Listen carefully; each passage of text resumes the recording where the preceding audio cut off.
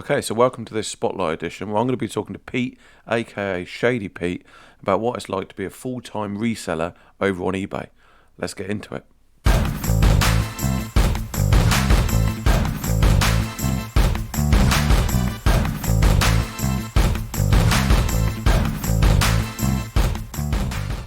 Okay, so welcome. This is a Spotlight edition.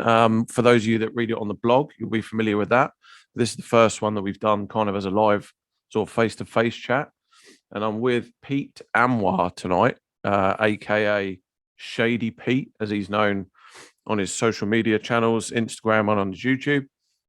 And we're going to be talking about eBay, specifically sort of going from sort of part-time into like a full-time eBay seller.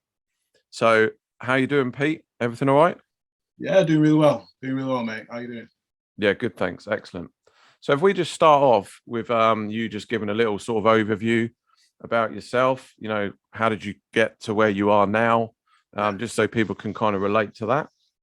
Okay, yeah, cool. So basically everything started off, I was born in Oldham, up north, and long story short, I basically joined the police when I was 25. Oh, really? And basically I thought that was it then for me. Like I was gonna just go down my career, do my 30 years or whatever, and just retire, and that was it. But basically what happened was my wife started doing her own side hustle kind of business, Okay. which kind of got me thinking that there's money outside of a 9 to 5, which I didn't think was even possible. And it opened up a whole door, like a whole new world to me. So it kind of really got me thinking. And one day I saw like a video by Gary Vee talking about selling things from home. And for some reason that really resonated with me. So I Hmm. thought I'm going to give it a little go. And sold my first thing, and I was hooked after that. Yeah. Literally, I went into a charity shop, I found a tie, a Wimbledon tie, and only picked it up for like £1 or something. And I put it on eBay. I sold it for £12.50, and that was it. My That's my it. mind was blown that the possibility of being able to just someone buy something from you for a profit. That was it. Then I was hooked. And Exactly. then I stayed in the police for a couple more years. And then my second daughter was born, and I had the opportunity to take the parental leave. And during that time, I was kind of working out if the business would work and stuff. And then I decided not to go back to the cops, and that was it. Then I just worked full time and been Wow. enjoying it ever since. That's amazing. Yeah. I think everyone kind of remembers their first sale, don't they? For Oh those yeah, that yeah, sort of like do it, do you know what I mean? Not as like everyone sort of got stuff that they flipped at home. For everyone, that sort of first sale where you bought something and then sold it on. yeah. Then Because it's that initial risk. Even though it's £1, it yeah, still feels sure. like a little bit of a risk though, because you just think, what am I doing? I could just spend this on something Yeah. which is like food or something, you know. But But yeah, it was really, that's the really beauty of eBay, I think. That's the beauty of it. It is almost once you get into it. I mean, we'll talk about this a bit more later on, but I think yeah, once you kind of get into it and you get a kind of a feel for it, it almost becomes risk free, doesn't it? Because yeah. you know Basically, yeah, you do kind of know what stuff's going to sell for. So basically, on that, I'd like to move on to sort of like for those that are listening that are beginners or the people we're kind of take it back a step. So how do you go about sort of like researching items? I mean, for the we're going right back to the basics here. For someone that really wants to, they want to get into this, they want to start it up as yeah. like a side hustle. Where do you kind of start? Well, this is one of those questions which I always used to try and think about, and I think the best way I kind of summarized it was, and personally for me, this is like my experience was, I built up what I called a no library. So it sounds weird, but basically you go into a shop, because I think that's the best place to start. You need to go into a shop and actually experience and just know what's there on a routine basis. Yeah, And it's the hardest thing to do, but to build up a no library. So basically, go through things that you see and know that for definite this wouldn't sell, if that makes sense. yeah, So sure. you build a no library, and as you kind of build up these no's, eventually there'll be something there which is either something that you don't know or it's something that you can sell. And so Yeah, when you have that kind of library in your head, you can go through things a lot quicker. I believe in a way you can go through a lot of things a lot quicker, and things just stand out easier because it's either I don't know what it is, so I need to check it, and it could be a no or it could be a yes, and that's it. And so yeah, that takes time, though. That takes time building that up. And when I first started, I made the mistake of just buying things because I thought it was good instead of just researching it properly, taking it home and stuff like that, and yeah, looking sure. into it. And so that's what I normally say. Like, so that's what I started doing. I started just going through the shop meticulously. Sometimes I'll come out with nothing, maybe even one item for the whole day. But I knew that the knowledge eventually would pay dividends, if that makes Yeah, sense. that's brilliant. Yeah, that's really useful. That's a really good point, actually. Because I think, like you say, yeah, you can get a bit carried away, I think, in the beginning, can't you? You just start buying up stuff that you think, that'll be fine. You don't want stuff hanging around. I mean, you know, I like the sort of quick flips. I mean, I'm not going to claim to be like, full time like you guys, but Mm. I don't like the stuff hanging around, for months on end. I know it's Yeah, okay, the long tail items are not too bad, but yeah, you kind of build up an idea, don't you? Now, I like to think I can go into, a shop whale, you skim through 80% of it, you know that 80% of it's, nothing. yeah, And then you've got the sort of brands that you kind of know of. Yeah, and like you say, if you see an unknown one, and that happens all the time, it does and that's happen, the doesn't it? thing. Yeah, And so if you start new and you don't have that know library, everything is a potential. yeah, And yeah, you yeah. try and take the shortcut of, and that cognitive dissonance comes in where you start thinking, well, even if it's not a brand, even though I bought it for £1, I could probably sell it for £10 Oh, anyway. yeah, So it's all right. exactly. Yeah, exactly. But then the problem is you bring it home and no one wants it. And No, then that's when it yeah. starts building up. And then you're like, all right, okay, I really need to work out what I'm actually doing. You know what I mean? So yeah. Because I notice now, obviously, you've got your own YouTube channel, which is Mhm. amazing. We'll drop the links into that. And I've been watching some of your videos, and I mean, you've got like, your good lady with you, and you pick up some insane stuff. I mean, that the recent videos, I was like, what the hell? I mean, the some of the gear you pick up is unbelievable. So I'm talking about, do you have like do you have a set target? Do you try and double your money, treble your money, Yeah. fivefold?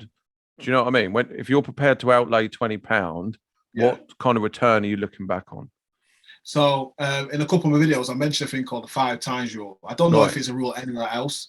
So like I try and fivefold. So if I stick, so for me, I had to keep it really simple because when you go into a shop and you see a certain item, and then it's like it's out your budget just a bit, but you think this could make me a lot of money, you start getting that emotional connection to it. Mm. Yeah. So you had to kind of break that emotional connection and have a specific rule and system that you work down. So I have this 5 times rule. So let's say, for example, in one of the videos, I find a Moschino shirt, really, really nice. Like it's like £15. And £15 I wouldn't normally spend on anything. But this shirt was so nice. I was getting like drawn towards it, trying to tell myself, yeah, you can buy that. You should just sell it. But then I told myself I need to times it by 5. If I can't Mm. sell it by, Mm. if I can't times by 5 comfortably, I'm going to leave it. Yeah. So I checked through, and I couldn't unfortunately get it to. I couldn't get it to 75. Right. So I decided I needed to leave it, even though, like, as in my head, I was thinking, well, you can sell for 40, you can sell for 35. I just said, no, I'm not going to do it because what happens is you buy it with the intention of selling for 40. You put it on for Hmm. 40. Someone offers you 30. Then what do you do? Yeah, sure. And Yeah. so if then it begins like you start holding on to it, getting more and more desperate, saying, I need to keep it, need to keep it. And then 2 years down the line, it's still sitting in your shed Yeah. and you sell it for 20 because you're sick of Yeah. this item. So Oh, getting yeah. rid of all that route, just stick to the gun, keep the rule strong, and that's how I do it anyway. That's I need to keep that rule, or else I get really attached because I love clothes. Basically, I love clothing, so Yeah. I will get attached to stuff very easily if I didn't have a rule in place. That's really, you must have some discipline to be able to do it like that. Like you say, Difficult. I'm not sure I could do, yeah, 5 times is, that's a really good return. Um, yeah, no, that's brilliant. So what's a kind of normal day like then for you? If you're outsourcing, or is it listing all the time, or do you do a mixture of it all, or, do you So break it up?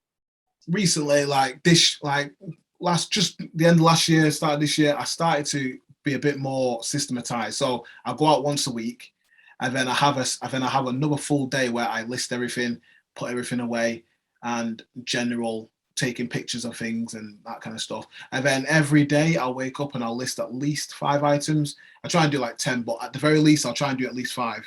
And like the plan normally is, well, the hope is normally on the Monday I've got enough stuff that I can list for the week, and then when it gets to Thursday, I can just kind of like fill up the backlog, and then every Monday I just keep topping it back up and stuff. And so it's been working for me quite nicely, to be fair. So to be fair, like I have 2 days where they're full on, you know, like I'm either out all day or I'm either in my shed all day just doing all my work. But then Yeah. the other days, I'm kind of chill, just doing my listings here and there, maybe checking, do a little bit of research and things, but maybe nipping out with the family, like we go out in town or something, or we go to the park and then we might pop by a charity shop. Yeah. Nothing Have a like little too look. serious, if that Yeah. makes sense. Yeah, that's how it is really. Like I try and balance my family time and my work time, and I try and lean it more on family time because, to be fair, I do enjoy just chilling out. So I mean, that's I kind could of, work a lot yeah, harder. yeah. But that's But kind of the beauty of, you know, why you do what you do, I guess, isn't it? Because you're your own yeah, boss and you can, yeah, you can tailor your hours to. I mean, obviously, the sourcing you're limited to the when the shops are open, but the rest of it, you yeah, know, yeah, you can hang out with the kids and stuff, and then you could, you know, go back and do your grind if you want in the evenings, and you know, that's the beauty of it. I mean, I yeah, tend to do it all in one day, so I tend to. I mean, I'm very much a kind of a part time, very very much part time, but I kind of do it really to kind of show people what's available, what you can achieve, you know, yeah, yeah, what's out there, you know, and so I tend to do all mine. Like I'll just source drips and drabs like in the week, and then I'll just do like a one-off session on a Sunday or something like that. You know what I mean? Just to kind of get it all out. But yeah, yeah, yeah. no, that's really good. Really useful stuff. So we were. I mean, it's not always. I mean, we've talked quite a bit about the sort of glamorous stuff. Um, Mhm. you know, the benefits, if you like. The Yeah. you know, you can get some amazing returns. It's it's scalable to a degree, I think. You are limited by a couple of factors. You yourself, what time you've got available, space, storage. People laugh about that, but you know, Yeah, if you want to yeah. take it to the insane levels, then I think you do need to kind of be wary of that. So, what would you kind of say are sort of like the kind of pitfalls and the sort of not dangers, but the you know the risks, if you like, for people just starting out? You know, what should they be sort of a bit wary of? I think one of the main things to be wary of is not starting. I'm trying to think of the word to say it now. Getting hooked on a trend, if that Sure. makes sense, Yeah, rather yeah. than understanding what the trend is. So at the minute with clothing and stuff, it's very big. The 2000s era is very big at the minute. So everyone's buying that kind of stuff. But the danger is you just end up buying all this stuff, and it's not all valuable. There's certain things within it that are. But Mm, then just thinking, I need to look for 2000, and you get this tunnel vision, buying lots of stuff, not actually understanding why you're buying it. You just think, well, everyone says this is good to pick up, so I'm going to pick it up, yeah. and then not actually understanding. And that's one of the pitfalls when you get stuck and you don't know why it's not selling, and then you Mm, get frustrated. And again, you have to sell it for a very cheap price, not actually make much money on it at all. Yeah, I think one of the other pitfalls I think is a very big one is just not doing the work. If that makes sense, yeah, yeah, yeah. buying items because it feels good, Mm, but not actually selling them mm, or not actually putting in the work because it's not the fun. It's not the best, or it's not the funnest thing to do to take pictures yeah, of exactly. items that Mm, you've already bought because that's not what the buzz is. The mm. buzz is going out finding it, Sourcing all the time. Yeah, sourcing, and so people prefer to do sourcing. But it is a business anyway. If it's on your bedroom floor, it's not getting sold because it's not exactly. on eBay. Yeah. If that makes sense. So that's one of the biggest pitfalls: building up a pile of backlog of items and never actually getting to them. And I Yeah. see that happens a lot of time. Sometimes I feel like people hide a buying habit or like a shopping addiction behind a reselling intention. Yeah. So they'll say I'm a reseller, go out buying it every single day, but then don't actually do any of the work. Yeah. But they say Sure. I'm a reseller, what this can sell for this can sell for this, but never actually putting online. Mm, They just go out sourcing all the time. yeah. So you need to kind of be disciplined in the sense of just making sure that you are doing the boring bits as well, if that Mm. makes sense. Yeah. That's absolutely. Yeah. Absolutely. That goes back to what you said earlier about like systems. They're really important. We do a lot of this at work, and I've talked about it quite a lot over on the blog about you know actual systems of work, and you know Yeah. again it goes back to sort of discipline. Like you say, they're not making any money if they're sat in the box. You know, Yeah. you can source all day long, and you can have crates full of clothes, but you know that's no good at the end of the day, is it? Like you say, that is the monotonous part. It is the kind of you know the photos and the listings and stuff like that, but I think Yeah. once you get an idea, I mean, I used to start off doing it all on the laptop. So I used to quite like doing it all, upload the Yeah. computer, upload up to Dropbox, and then sit and actually type it all out. But now you can run the whole thing from a mobile phone. I mean, if you've got a Mhm. half decent mobile phone, you don't even need to worry about laptops anymore. And Yeah. it's easier now. Like you say, you can just almost clone previous listings that are already on there. For Yeah. those that Right. don't know, you just go into sold items, don't you? And then Just sells copy it. similar and yeah, Just put it on exactly. the top. Yeah. And so The there one you thing go. I understood about companies now, which I appreciate, is how it's not even discipline. Obviously, you think, oh, there's a lot of rules. Like, for example, when I was in the police, if you dealt with an incident, you had to go back to the station, type up a log of what you Yeah. did, where it was, what time, the circumstances, and that could make you late off. But when you are trying to investigate a later crime, maybe a few years later, and you've got all this information because someone took the time because they had Yeah. to make sure it's all written out properly, it makes your life a lot easier. And Mm. so when I bring things home, like my first thing to do before I can get it into the shed, it has to be put on a spreadsheet, and Oh that wow. can Okay. take it can take a bit of time to feel like individually itemizing everything, making sure I know where it came from, how much it costs, and that stuff. But when I sometimes lose an item because it's dropped off eBay and I haven't got it recorded anywhere else because there's no custom label anywhere else, I can literally go on my spreadsheet, look at the item above and below it, and I'm able to then find the item. And I Yeah. know it's like very boring and monotonous at the start, but it saves me like at least an hour of going through boxes. You know what I mean? So So what have you got like a system then? Because I notice when you do your videos, sometimes when you're doing like an on-camera chat, there's loads of yeah, your boxes in the background. Have you yeah, got yeah. kind of like a way? Do you know what I mean? Like when you've listed Mhm. it, you put them all in a certain box, or do you know what I mean? So Yeah, you know when to pick. Is that what you're talking about when you do the spreadsheet? yeah. So basically, initially, what I do is I will bring the items home, I'll go through it and make a list on my spreadsheet of every single item I've picked up. So then I know how much I've spent. So I keep my budget on a certain level, and I know where I've been as well. So I don't go to the same place twice in a week. If Oh, that makes okay. sense. Okay. In a week. But then I take into a shed, I take pictures of it all, and then I've got these like big IKEA bags, like these clear IKEA bags, and I put them all in resealable bags. And then Yeah. bring it back in life. And once they're in the resealable bags, I then go through and get a box out, let's say like the Y box. And then everything I put in that Y box, I'll literally put a custom label on eBay.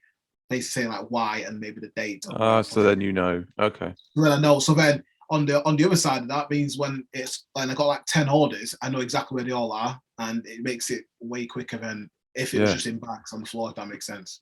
That's brilliant. No, that's really good. Yeah, I can imagine that can get a bit like you say when you're trying to scale it up. Those sort of steps are important to sort of start out from the outset. Really, if you're going to If plan to you do this. if you have to, I'll say like I made a video about it. I said if you have to put your items in more than one place, whether that is in having to put it in two bags or two boxes, that's when it's best to keep an inventory. Yeah. Because then even if it's just, oh, it's not in this box, it still takes an extra minute to find it. Yeah. Sure. Now, Yeah. before I started doing this, I had an order, like one time I had a weekend, I had like 25 orders to go out, and they were just in bags. That process took me about two, Yeah. 3 hours just trying to find all the Oh items yeah. Mm. because I had like 12 bags and I'm trying to go through them. And then I missed one. I had to go back through the bags because I'm not sure if I missed it in the first time. And it becomes a nightmare. But Yeah. if you Yeah. just do that little bit first, it just takes the stress off completely. It's going back to what we said. Having a system in place, and I think, like you say, if you do these things from the outset, then it's a great help going forward. Yeah. Okay, so what would you say is your favorite? Do you have like a favorite flip of all time? Now, I've seen some of your videos, so I've got some of them on there unbelievable. But do you have like a personal favorite of yours? Uh, so there's a couple. Like, so I've got one which is like my best ever, which I bought something for £110, like a pair of trainers for 110, and I sold them for £1,000, just under £1,000, like Christ. 980 or something like that. But that was kind of like a sneaker flip. That's like a different kind of Yeah, yeah, ball yeah. game. But I remember picking up a camera, like a big old video camera, vintage video camera, and I thought it was dead cool because I picked up for 20 quid. And I thought there's something about this. I couldn't put my finger down on what it was. And it turned out to be not the actual one, but it was the camera that they used in Back to the Future. What? Martin McFly uses the one for the DeLorean first recorded, and Wow. I think it's like the JVC Well, like a GR1 or camcorder something. thing. That Like a big. camcorder that he Oh, uses, wait, like the big over the shoulder, like yeah. So that one over the shoulder, that I yeah, yeah. found that exact one. I bought it for £20 off a guy who had it in his loft for like what 30 years or something stupid That's like that. mental.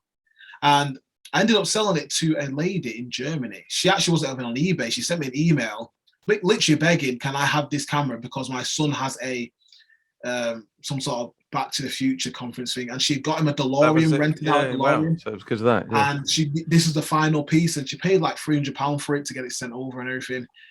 it's And it amazing. was, and for me, that was like one of my first sales. I thought it's not the biggest one, but it's the one which I felt like Yeah, had a yeah, lot yeah. of sentiment to it, if you know what I mean. So, Oh, definitely. Yeah, yeah, yeah. definitely. They're yeah. I mean, I've got a couple. They're not quite as glamorous as that, but one of the ones I done a few last year actually. We was in the when the car boot sales were back on. Yeah. I never normally bother with these, but you know, like when you get the sort of house clearance lots, and you just see a load of boxes, and there's the people aren't even interested in what they're selling. Everything's like £2 or £1 or something like that, and it's mainly just junk. You mainly get a load of bric-a-brac and saucepans and this and the other. And I picked up this. Well, I didn't know what it was to begin with. It looked like a sort of mini UFO, and it had Guinness written on the side, so I kind of knew it wasn't that. And I spoke to the lady. I said, how much do you want for this? She was like, oh, just £2. And I was like, okay, it's fine.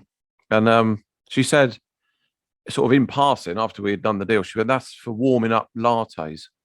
And I thought, I don't think Guinness are in the hot beverage industry, but so I just sort of palmed it off and went, okay, thanks. And it turned out it's called a surger, which is you can buy like cans of Guinness now, and they pour it in, and then you put them on this plate, and it kind of surges it up, and it so then you get the what a draft pint would look like. And it sold for something like 160 quid. Absolutely mental. Yeah, because all like it was peak lockdown. Everyone was making home bars and sorting out their own. Do you know what I mean? Like garden offices and having bars and parties and whatnot. So it was literally perfect. That was just perfect timing. And that's I feel like that kind of flip is the essence of why anyone does this one. Yeah, of course. It's that thing where you've seen something that's interesting, yeah, and it turns out it's not just interesting; it's also valuable. So. And like you say, I'm not in. I wasn't in like it wasn't like a 50 quid. Oh, what do I do? It was one of those things. You don't even need to look it up. I'm not going to argue with 2 quid. And then, sure enough, when you get home and have a little look at what it is, and it's brilliant. And it wasn't like mine wasn't the only one on there. There was loads of them on there. So it's kind of one of those things now that you kind of, and like you say, it always goes in the knowledge bank. And now you've got, those just a lot of extra knowledge. You just keep a lookout for stuff, don't you? Yeah, exactly. Brilliant. You know what? It was funny as well. Like in my last video, I was there. And, there's a bit in the video where we were in one shop and we didn't really find much in the shop, and I pick up a pepper mill, right? And I'm just like, oh, what do you reckon this pepper mill, Lola? And she's just like, oh, it's all right. And I put it back down. I had about 3 comments afterwards saying, that is one of those Sergeant Lonely Hearts Beatles special edition pepper mills. It's worth £70. It's mental, and I was just like, oh my days, I've dropped an absolute clanger. But I picked it up because it looked interesting. Exactly. Yeah. But I didn't, and I think that's another advice which you can have is what interests you doesn't necessarily interest everyone else, if that makes sense. Absolutely. So you need to find out why you're interested in it. Do you know what I mean? Yeah. So I wish I did that. I wish I took my advice at that point in time because I picked it up for, this is cool. But I'm not into home decor, so I just no, you just palm it off, don't you? But that probably happens almost daily, I'd imagine. Every day. When you go outsourcing, I bet you pass stuff all the time. It's not a bad thing. It's just, it just happens, doesn't it? Yeah, I know. But that's the beauty of it. There's always more to learn, isn't there? So yeah, exactly. Yeah, that's what I was going to say. Because your mate, I'm not. I sort of get the impression that your main kind of niche is like men's clothing, but do you kind of obviously you do sort of drift into other sort of niches then, do you? Well, I actually started off reselling, selling toys and electronics. That was my main. That's a good entry point. I agree. I think for people that And I think people think because they watch the videos, think, oh well, money's in clothes. No, money's in whatever you have a passion in. Yeah, And that's what I definitely. believe. I honestly believe that. And there's people out there who literally sell toys and they make so much money. Some Yeah, people sell vinyls, make tons of money. Some of people course. literally are selling what trainers or Mm. even probably even pens. So I know there's someone out there selling pens to make a living. Yeah, If like there's the a wooden person who can pens. sell Yeah, ice cubes to Asda and make and live on like beach money, do you know yeah, what I mean? It makes sense, exactly. doesn't it? There's always a market for everything. Absolutely. Yeah. My kind of go-to is trainers. I love trainers. And Yeah, I think I actually think that you could niche it down and and I know that I've seen, proper you get like, the eBay shop fronts and that. And there are geezers and people that just sell one thing, isn't there? You get like just the trainer sellers or just the secondhand Levi's sellers or just the vintage clothing sellers. And yeah, where they when they kind of niche down, they kind of become like the real experts in that kind of niche. And yeah. then I'd imagine they get a lot of repeat custom because they're not They're the ones messing supplying the right around. stuff. They're just specialized, and that's it. They just get repeat customers. You know, Yeah, if you look on eBay, there's I don't know who it is at all, but there's a particular person who sells Fred Perry polo shirts, right? and Yeah, that's all they sell. But their pictures are quality. They know everything about each model, and exactly. it's just nice to look at, and it's really good because I feel like I'm at this point where I've kind of semi-niched down on quite a few categories. Yeah, So I've kind of got a working knowledge of, let's say, if I landed in a bin full of Levi's, I would be able to tell which ones I should be just at least grabbing yeah, uh, to take one, but just by how where the badge is positioned yeah, or what type of zip it's got on it. Do you know what I mean? That yeah, kind of yeah, thing. So, yeah, and that's what I like to have just a little bit of working on, saying like if I went into a room full of Levi's, I know which ones stand out. And yeah, that's what I always try to aim to have in each category of yeah. kind of clothing. Not just, oh, I just like it because it's nice. It's got a big like Nike on the front. You know what I mean? So I yeah, mean, yeah, it's quite good. yeah, yeah, I think I agree. I think like you say, knowledge, it is a knowledge game, and you only get that by just doing it and, getting out there and, getting amongst it and, probably even picking up a few duds on the way. And, Of we've course, all, we've all, it we've does all make done you. that. Exactly. Yeah. We've all done it. And, yeah. And then, like you say, once you start building up that sort of knowledge, you can kind of get a bit of a specialized sort of feel for certain brands and, certain categories and, Yeah, stuff for like that. example, like the Levi example, I do enjoy selling Levi's, but I leave 95% of them, Yeah. whether it's Levi 5 ones. I only look for a very specific type of Levi's. And when I find them, I'm happy. Like I'm dead happy. But Yeah. I'm very far and few between. So people just see, well, there's Levi's everywhere. But like for example, like you go into shop and have like 5 pairs of Levi's, all of them £20 each. But there's one in there which is a £20 one, which is worth at least £250 That's mental, isn't it? Yeah. sometimes. And that's the thing. But if you know and if you learn and take the time, Levi's aren't just Levi's. Then you know what I mean, the things like selvage. If the patch is close to one of the belt loops, there's so many things you can learn, and that's what I enjoy about just clothing at the minute. Because this, it's not just clothing; it's just so much about it. There's There history, is. Yeah. there's significance about There's certain like a colors, pop certain brands. culture with certain things, isn't there? And Yeah, exactly. there's a whole kind of movement around certain products, certain brands, and and that that comes again. Like you can list stuff with a little bit more experience. I mean, I see listings and I think that ain't going to do that well. And then No, I see other listings where you can really tell, they've made the effort, the research is there, there's words in there that may not even be on the product. They've really gone to the next level. And you know people are everything looking about for it. that. They're looking for that specific type, Yeah. so you can whack another 20% on it. But what about fakes? You've got to be a bit careful of those, don't you? I mean, there's a lot of fake stuff out there now. Oh, And the thing with fakes is I think when you spend a lot of time with clothing, fakes stand out like a sore thumb. yeah, Just yeah. because, for example, like ones that get faked all the time, Lacoste and Fred Perry. Right. So you look at something like Lacoste or Fred Perry, you look at a Fred Perry logo, and immediately, and Ralph Lauren, for example, you Yeah. look at the label and you're like, it just looks a bit sideways. Like you look at that logo, it's like Yeah, it yeah, just yeah. looks a bit like it's tilted. Yeah. And then you look at the bottom label straight away, you know it's a fake. But that takes time, and the emotion can get you. And I remember Definitely. when I first started, like for example, with things like Stone Island stuff, I'll look at it and think, "Oh wow, it's Stone Island, grab it." I don't ask any questions. I just grab it and go. And then you Mm. bring it home and it's completely fake. Yeah, And yeah, that's yeah. That's what used to get me down about clothing at the start. But it takes time. And I think sometimes if you are not 100% sure and the price is a bit too high or price is a bit heavy, just leave it. Yeah, I And know. I if you agree. make a mistake, you make a mistake.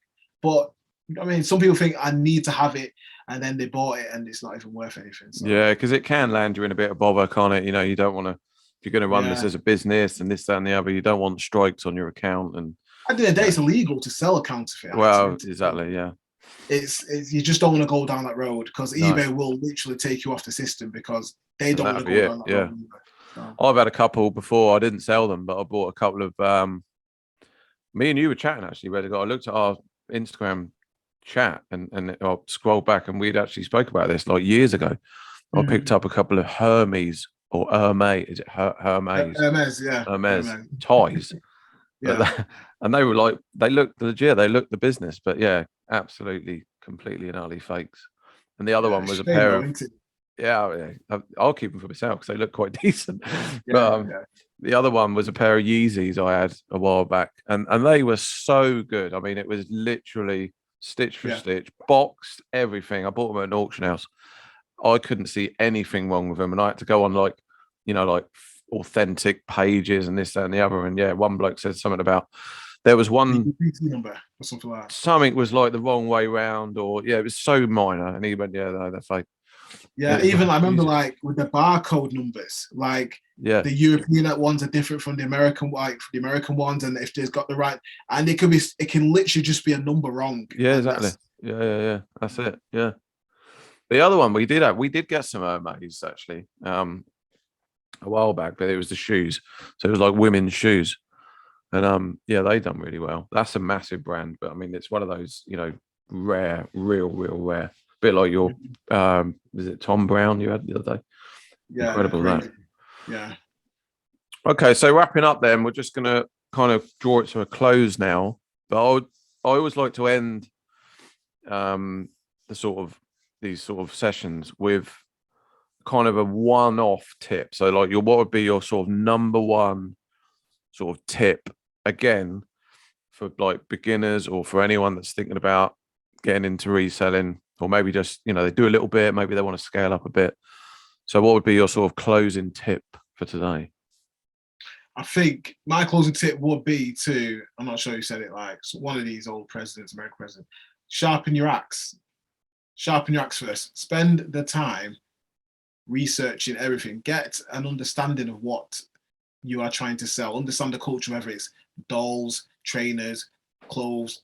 Take the time to understand that culture and then go into it. And then you'll understand, and then you'll be able to be creative with what you pick up and you understand why it will sell instead of just knowing a brand. Yeah, And I yeah, think that's the thing. Just do that research. Spend the time just looking at looking at just what sells, what kind of clothes, why do they sell, all this kind of thing. And when you do that, get that passion, whether it's in, like I said, in dolls, toys, trainers, cutlery, whatever, it will make your life so much easier, and you yeah, will yeah. you end up making more money because you're not spending as much. If that makes sense. Absolutely. Yeah, brilliant. Okay, well, thanks very much for that. That's been really good interview, really useful. Loads of takeaway tips in there. I hope you all enjoyed that. So I should mention that Pete's got a YouTube channel, which we're going to drop the link. I'm going to put the links in below this. There's also an Instagram, which is pretty active on both of those. So I just want to say thanks very much. I Thank wish you, you all the John. best, you and your family. And no doubt we'll be kind of, keep in touch. And yeah, so thanks very much again. And stay safe. Thank you. Cheers. Thank you, Bill. So there you go. I hope you enjoyed that. Loads of really good points in there for anyone thinking about starting up reselling on eBay. Maybe you're already doing a little bit. Maybe you just want to scale it a bit more. But I think what Pete said then with, there was loads of really good advice in there, loads of really good key points. So if you got any value from that, please head over Pete's channel, drop him a subscribe, hit the subscribe on this channel, big thumbs up, and I'll see you on the next one.